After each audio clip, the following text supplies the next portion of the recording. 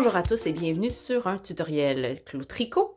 Avant de commencer, vous pouvez aller dans la boîte de description, cliquer sur le lien qui vous permet de vous inscrire à mon site web pour recevoir mon infolette gratuite. Vous pouvez aussi cliquer sur le lien qui vous permet de devenir membre de la chaîne, ce qui me permet de vous offrir toujours plus de tutoriels gratuits. Aujourd'hui, on parle d'une technique pour faire des augmentations.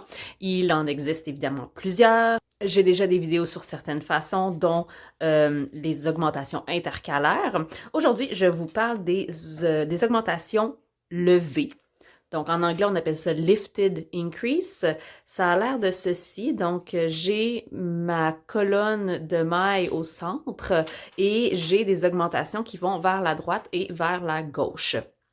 Donc, ce sont des augmentations qui sont vraiment très subtiles. Il n'y a pas du tout de trous qui apparaissent lorsqu'on fait ces augmentations-là. C'est aussi une augmentation qui est très plate, donc on la sent pas au niveau de l'augmentation. Ici, il n'y a pas vraiment plus d'épaisseur ou quoi que ce soit. Et ce sont des augmentations qui nous permettent de faire, évidemment, des augmentations symétriques.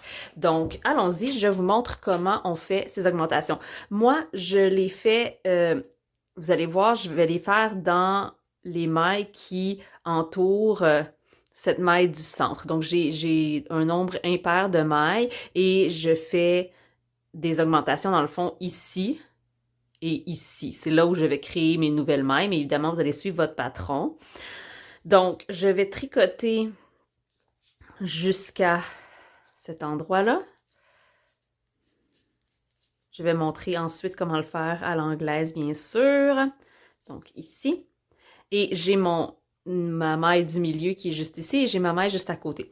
Donc, une façon simple de se souvenir quelle augmentation on fait à quel endroit, c'est que quand on fait une augmentation qui va aller vers la droite, donc vous voyez que mon travail va vers la droite, on va prendre notre aiguille droite et on va la mettre dans la maille, dans la jambe droite de mon V, sous mon aiguille.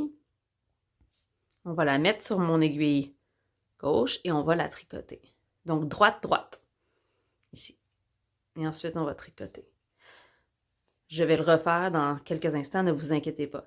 Ensuite, de l'autre côté, je vais tricoter ma maille qui est juste à côté de celle de mon centre. Je fais mes nouvelles mailles avant et après mes 3 mailles du centre. Donc, ici, je veux faire une augmentation qui va vers la gauche. Donc, je prends mon aiguille gauche et je passe dans la jambe gauche du V qui est 2 sous mon aiguille. Donc, pas celle qui est directement sous mon aiguille, mais celle un peu plus bas. Et comment on se rappelle si on prend celle juste dessous ou l'autre plus loin, c'est que moi, ma façon de le savoir, c'est que je viens de tricoter cette maille-là. J'ai déjà rajouté une rangée sur cette maille.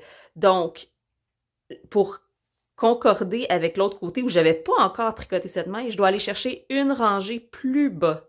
Celle-là ici. Et donc, je prends mon aiguille gauche, je prends le brin de gauche et je vais le tricoter par le brin arrière. Et je vais finir ma rangée. Et ça a l'air de ceci. Donc, j'ai ici, où est-ce qu'il est? Ici. J'ai une maille que j'ai rajoutée qui sort d'un endroit ici où il n'y avait pas de maille avant. Ici, ça c'est... J'ai dit maille. Ici, j'ai une maille, hein, et j'ai j'ai 2 mailles qui sortent de cette maille ici. Et de la même chose de l'autre côté, j'ai une grosse maille ici avec 2 mailles qui en sortent. Donc, je vais simplement tricoter à l'envers la prochaine rangée et je vous le remontre à l'anglaise. OK, donc à l'anglaise, on va tricoter encore une fois jusqu'à 3 mailles, jusqu'aux 3 mailles du centre. Vous pourriez mettre des marqueurs, bien sûr. Moi, j'y vais à l'œil. Je sais que mes 3 mailles du centre, je vois très bien la maille du centre, hein, c'est celle qui n'est pas touchée du tout. C'est celle-là ici. Donc, je m'arrête ici. Oups. Donc, ma maille du centre est là. Super. Donc, à droite, je n'ai pas encore travaillé cette maille et donc je viens prendre la première ici. Donc, une façon dont je l'ai entendu expliquer qui fonctionne très bien aussi, c'est qu'on va toujours travailler dans la maille qui s'appelle la maille qui est le grand-parent. Donc, si on calcule que quand on regarde nos aiguilles, on a la maille qui est l'enfant, qui est ici. On a le parent qui est juste en dessous. Et on a le grand-parent qui est l'autre après, comme des générations, hein? Enfant, parent, grand-parent. Ici, on dit on n'a pas encore fait l'enfant. Parent est ici sur notre maille et grand-parent est ici. Donc, on le fait dans le grand-parent. OK? Donc, on le prend, on le met sur l'aiguille.